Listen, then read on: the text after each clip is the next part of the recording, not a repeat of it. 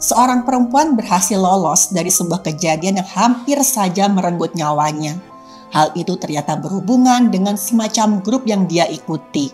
Awalnya perempuan ini mengira kalau grup tersebut adalah kelompok yang dapat membantu si perempuan ini tuh mengatasi masalah kesunyian hidupnya. Tapi ternyata grup tersebut adalah sekte yang melakukan aktivitas yang sangat-sangat mengerikan. Saat dilakukan visum, ternyata perempuan ini berbohong. Ternyata grup itu tuh nggak ada. Terus apa yang sebenarnya terjadi?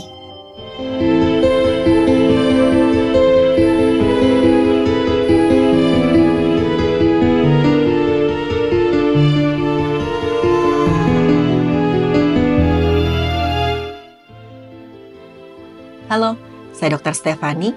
Saya seorang dokter spesialis forensik dan mediko-legal, dan saya belajar dari yang mati.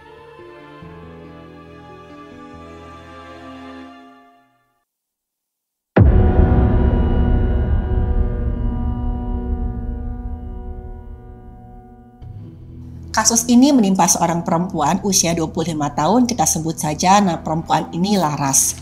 Laras ini berasal dari keluarga yang sangat-sangat berkecukupan. Jadi ayah Laras ini adalah seorang pengusaha yang sangat sukses di bidangnya. Sang ibu ini juga sangat aktif sebagai wanita karir yang banyak kenal dengan orang-orang yang penting. Bisa dibilang keluarga Laras ini tuh dibilang keluarga yang crazy rich. Tapi ya ada minusnya juga yang menjadi anak di keluarga crazy rich. Sebagaimana anak dari keluarga yang dipandang terhormat, Laras ini harus terlihat serba sempurna untuk menjaga nama baik keluarganya, khususnya orang tuanya. Laras itu dari kecil diajarkan dia harus bersifat sopan, anggun, dan juga pintar di sekolahnya, terutama di akademis. Dan gak cuma itu, Laras juga harus punya serangkaian kemampuan lain yang bisa dipertontonkan. Jadi agar anak ini kelihatan hebat gak cuma di bidang akademis, sejak kecil orang tuanya Laras ini memasukkan Laras ke berbagai macam kursus dan les. Mulai dari kursus piano, melukis, bahasa asing, balet, dansa, pokoknya kegiatan-kegiatan anak-anak orang kaya lah istilahnya. Mereka pengen anaknya tuh menjadi yang terbaik di antara anak-anak lainnya.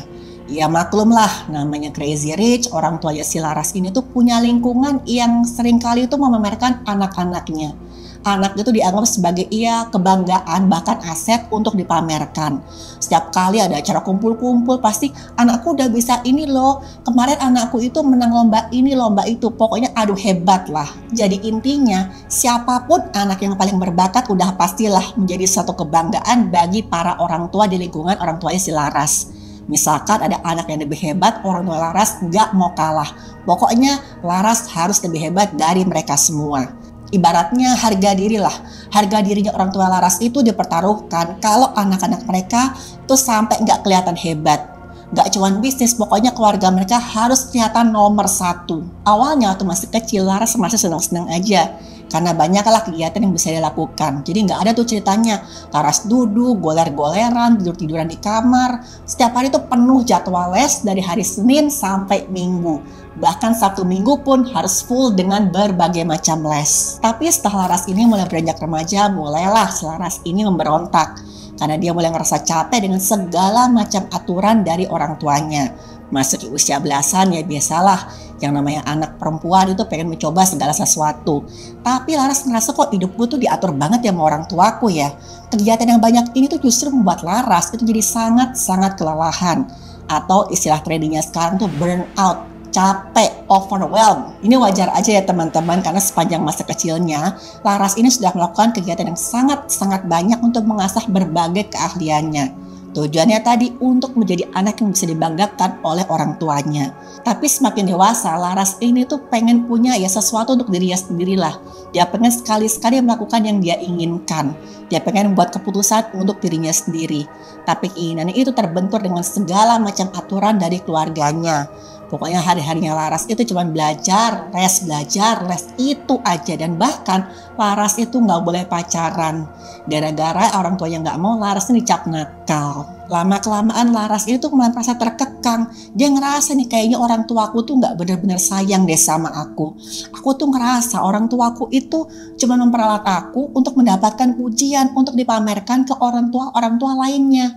Istilahnya aku tuh kayak boneka yang dirancang sedemikian rupa untuk dipamerkan. Laras ini saking stresnya suatu hari dia memutuskan untuk berontak dari orang tuanya. Beberapa kali nih Laras bolos tes yang harus dia ikuti saat itu.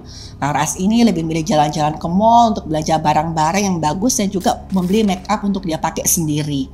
Ya, kalau teman-teman lihat sebenarnya siapa yang dilakukan oleh Laras ini itu hal yang wajar lah untuk seorang perempuan. Ditambah lagi saat itu gara-gara sering bolos, mulailah Laras punya waktu ekstra ya, walaupun waktunya waktu curian ya, untuk pacaran. Laras mulai punya seorang pacar yang menemani hari-harinya. Saat itu Laras merasa bahagia, akhirnya ya kehidupannya yang dari kecil sampai sekarang tuh diatur, kayaknya udah mulai normal lah.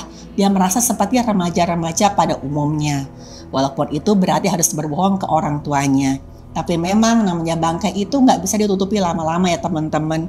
Pelan-pelan itu tercium juga lah semua kebohongan-kebohongannya si Laras. Akhirnya orang tuanya pun tahu kok Laras ini sering bolos untuk main sama teman-temannya dan juga untuk pacaran. Dan udah bisa ditebak orang tuanya sangat marah, dan saking marahnya orang tuanya itu dia langsung minta kalau Laras ini memutuskan pacarnya saat itu juga. Dan seakan-akan gak cukup Laras harus keluar dari sekolah untuk menjalani program homeschooling alias belajar di rumah. Tujuannya supaya Laras ini lebih mudah diawasi.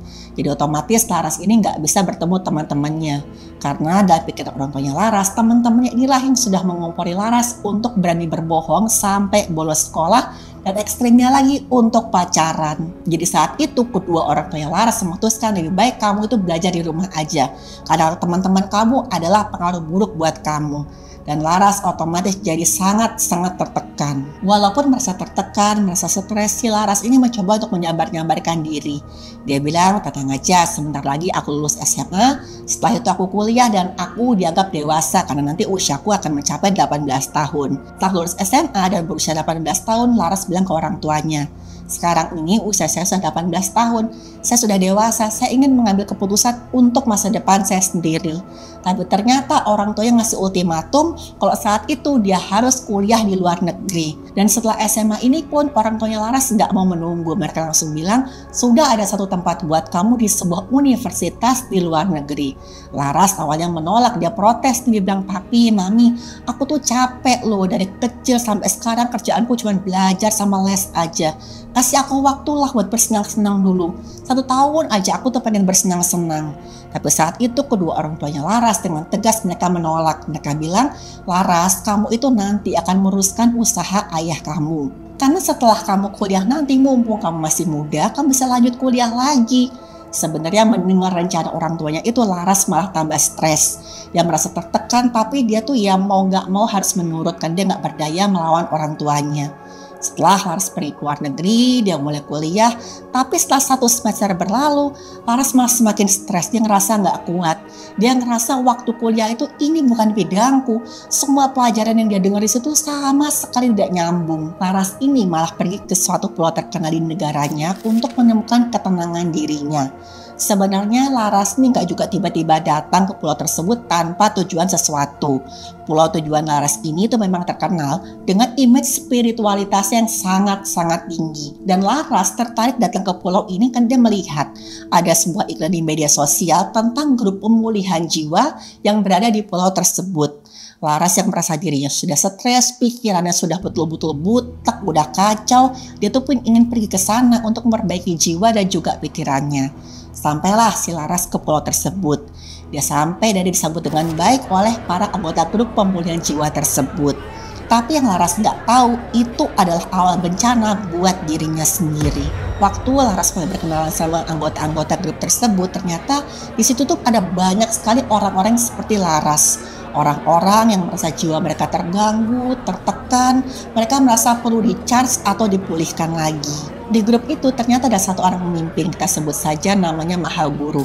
Dan pertama kali Laras melihat si Mahaguru ini, yaitu melihat ini adalah sosok yang bisa saya percayai. Mahaguru ini adalah seorang laki-laki yang sudah berusia, ia cukup tua lah. Wajahnya itu tenang, suaranya lembut, seakan-akan sosok yang benar-benar sudah tidak lagi memikirkan dunia.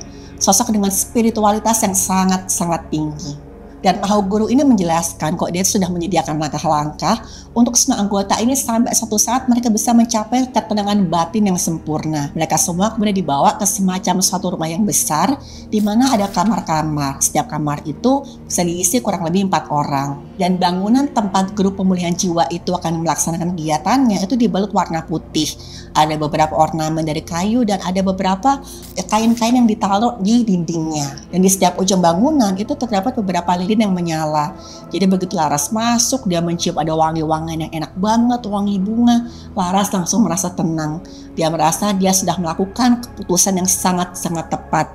Tempat ini tuh spiritual banget ya, itu yang pertama kali Laras pikirkan. Dan kegiatan pertama di grup itu adalah memperkenalkan diri. Laras pun maju sebagai anggota baru dan perkenalkan dirinya.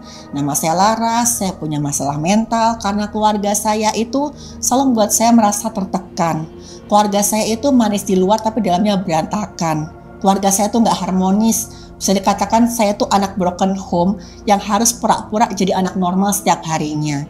Dan setelah perkenalan nih, tiba-tiba si Mahaguru ini mendatangi Laras dengan membawa sebuah benda tajam. Kata Mahaguru ini, oke, sebagai ritual pertama, saya akan menyayat beberapa bagian tubuh kamu. Laras kaget lah, dia menolak, loh, buat apa? Kok saya pakai disayat-sayat segala? Mahaguru ini bilang, ini itu diumpamakan tuh rasa sakit kamu.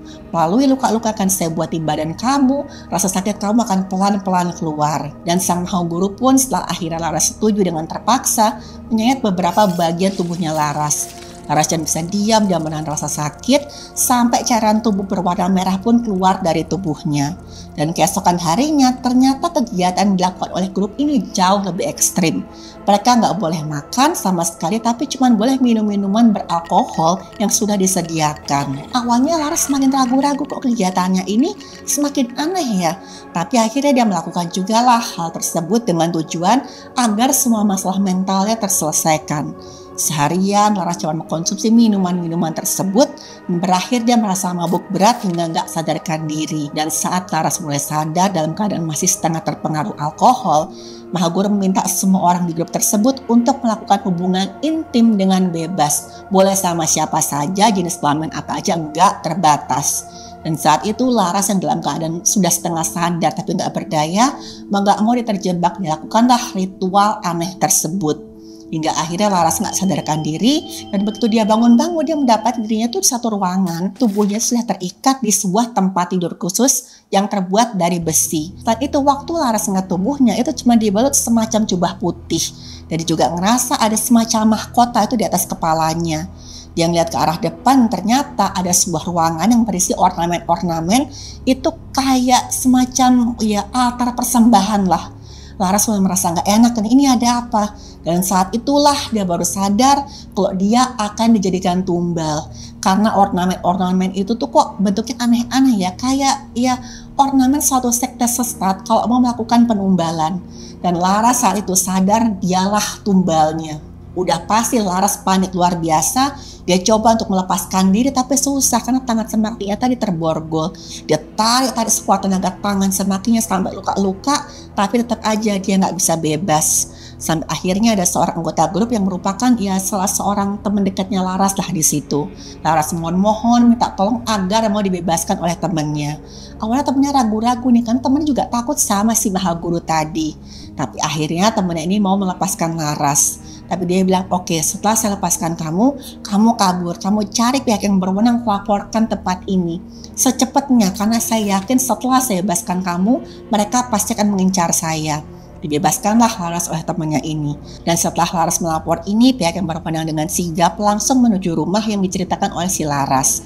Sementara Laras ini dibawa ke rumah sakit untuk dilakukan pemeriksaan lebih lanjut dan juga pengobatan. Tapi hasil pemeriksaan dokter menunjukkan banyak sekali keganjilan. Apakah semua yang dialami Laras itu benar? Apakah grup yang ternyata sekte sesat itu benar-benar ada? Laras pun kemudian diperiksa oleh seorang dokter. Hasil pemeriksaan dokter itu memang didapatkan ada sejumlah luka akibat sayatan benda tajam di tubuhnya Laras. Dan waktu ditanya, Laras mengatakan luka-luka tersebut itu akibat sayatan dari sang pemimpin sekte yang disebut Mahaguru. Tapi waktu dilihat dari pola lukanya kok nggak cocok ya dengan keterangannya Laras. Laras tuh bilang kok ritual menyatiri itu terjadi kurang lebih itu sekitar 3 hari yang lalu. Tapi waktu dokter memeriksa, itu usia luka itu beraneka ragam. Ada yang masih baru dan juga ada yang sudah mulai menyembuh. Jadi yang namanya penyembuhan luka itu memang terdiri dari beberapa fase. Dan dari fase-fase ini bisa terlihat perkiraan usia lukanya. Fase pertama itu hemostasis namanya. Pada saat ini terjadi beberapa menit sampai beberapa jam setelah terjadi perlukaan. Dan pada fase ini terjadilah penyempitan pembuluh darah di bagian luka. Trombosit atau keping darah itu mulai bertumpul di sekitar luka dan membentuk bekuan darah. Jadi kalau kita lihat itu luka yang mulai kelihatan ada darah-darah yang beku di sekitarnya luka. Fase kedua namanya fase peradangan. Pada fase ini tuh terjadi kurang lebih sampai 5 hari setelah terjadi perlukaan. Pada fase ini sel darah putih mulai aktif untuk membersihkan jaringan yang rusak dan juga misalkan ada bakteri-bakteri. Kalau kita lihat tuh fase di mana luka itu mulai bengkak, merah dan daerah sekitar lukanya itu kalau kita pegang terasa hangat. Fase yang ketiga itu fase pembentukan jaringan yang rusak. Jadi dari hari ke-5 sampai hari ke-21 fase ini dimulai membentuk jaringan baru. Warnanya itu kelihatan kemerahan dan juga kasar. Sel-sel di sekitarnya luka itu kemudian mulai bergerak ke tengah untuk mulai memperbaiki lukanya. Dan fase terakhir adalah fase pematangan jaringan. Jadi itu terjadi dari hari ke-21 sampai beberapa bulan. Pada fase ini jaringan baru yang tumbuh itu mulai lebih teratur dan lebih kuat. Kulit mulai lebih stabil, pada bagian yang tadinya ada luka itu terlihat beda karena adanya jaringan ikat. Dan saat diperiksa, pola luka di tubuhnya Laras ini bermacam-macam. Ada yang baru dan juga ada yang lama. Padahal tadi Laras kan bilang, itu baru terjadi 3 hari yang lalu, kok ada luka-luka yang sudah mulai menyembuh. Ini nggak mungkin nih kok terjadi baru 3 hari. Yang selain itu, sebagian besar letak luka-lukanya ini juga di bagian tubuh yang terjangkau. Itu mayoritas di sisi kiri, yaitu lengan, juga ada di bahu dan juga di dada. Padahal katanya Laras, si mahal guru ini melukai hampir seluruh bagian tubuhnya. Laras juga mengaku tadi itu pergelangan kaki sama tangannya itu sempat diikat menggunakan borgol. Dan Laras sempat memberontak sampai luka-luka.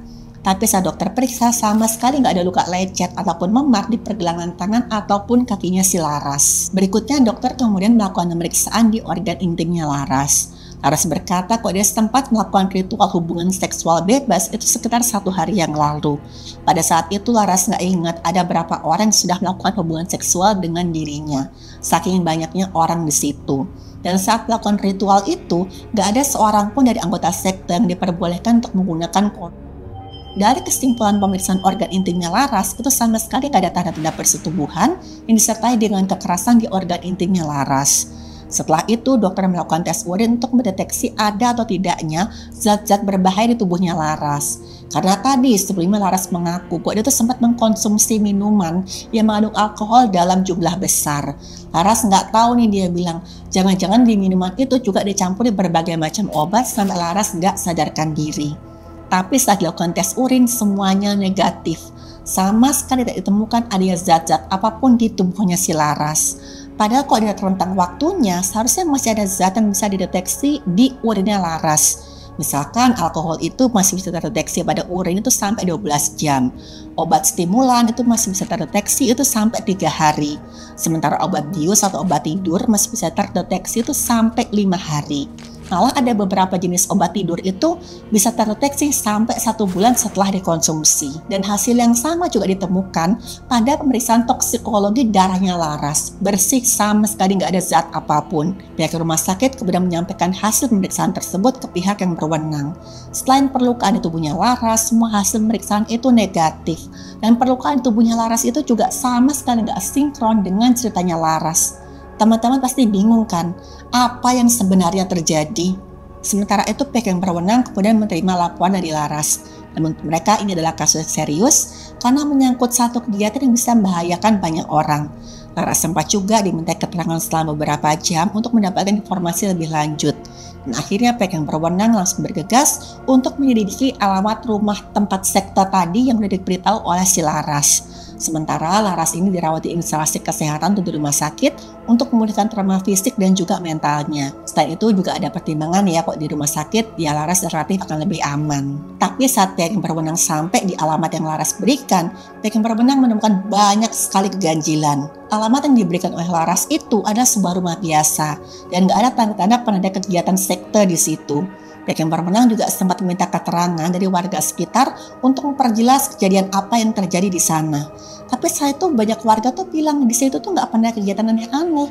Tempat itu setahu saya itu kayak villa yang bisa disewakan. Sama sekali nggak ada kegiatan aneh-aneh kok. Pihak yang berwenang juga memeriksa CCTV di rumah tersebut. Dan di sinilah mereka kaget setengah mati karena hasil rekaman CCTV cuma kelihatan Laras itu keluar masuk rumah sendirian. Tapi saat itu Laras kok bisa ya keluar masuk rumah itu dengan menggunakan sebuah kunci. Kok bisa Laras punya kunci di rumah tersebut? Dan setelah melakukan penyelidikan lebih lanjut ternyata ketahuan kalau memang rumah besar tersebut adalah rumah milik keluarga Laras sendiri. Jadi keluarga Laras itu memang menyewakan rumah itu untuk turis-turis yang sedang berlibur di situ. Mereka beli sebuah rumah dan kadang-kadang mereka sewakan ya semacam homestay atau villa lah di situ. Dan di salah satu kamar yang ada di rumah itu, pihak yang berwenang juga menemukan ada sebuah tas berisi pakaian, paspor dan juga tiket atas nama Laras. Pihak yang berwenang kemudian menghubungi orang tuanya Laras yang ternyata dalam keadaan kebingungan setengah mati, mereka sedang cari-cari di mana Laras. Mereka tuh mengaku sudah lebih dari 2 minggu itu mereka mencari anaknya. Jadi di kampus tempat Laras tadi belajar ada seorang temannya Laras ini merasa cemas karena Larasnya kok nggak kelihatan ya. Dicari-cari ke tempat tinggalnya di sekitar kampus Laras sama sekali nggak kelihatan. Gara-gara khawatir temannya ini pun langsung melapor ke kampus. Pihak kampus langsung menghubungi orang tuanya Laras. Orang tua Laras merasa lega karena selama ini tuh mereka ngerasa kalau misalkan anak mereka hilang di luar negeri itu aduh nggak kebayang deh, mungkin bisa dia hilang, bisa dia mungkin jadi korban kejahatan. Tapi saat itu orang tuanya Laras sudah merasa lega, anaknya sudah ditemukan. Tapi ketika orang tuanya Laras datang ke pulau tersebut, mereka datangin Laras di rumah sakit. Begitu melihat orang tuanya, Laras langsung teriak-teriak histeris. Dia bilang itu dia, mereka itu adalah pemimpin sekte yang mau menumbangkan saya. Tolong saya, tolong saya. Keadaan sempat chaos dan saat itu salah seorang tenaga kesehatan terpaksa ngasih Laras ini obat penenang. Kedua orang tua Laras yang sangat-sangat shock melihat keadaan anaknya, mereka konsultasi ke dokter. Dan saat itu dokter bilang, saya sarankan Bapak Ibu Laras ini konsultasi ke psikiater. Karena Laras ini seringkali menunjukkan gejala paranoid dan beberapa kali Laras ini halusinasi. Laras ini sering ngerasa ya ada anggota sekte yang datang ke rumah sakit itu untuk menculik dia. Dan setelah konsultasi ke psikiater akhirnya diketahui kalau Laras ini mengalami gangguan psikotik akut.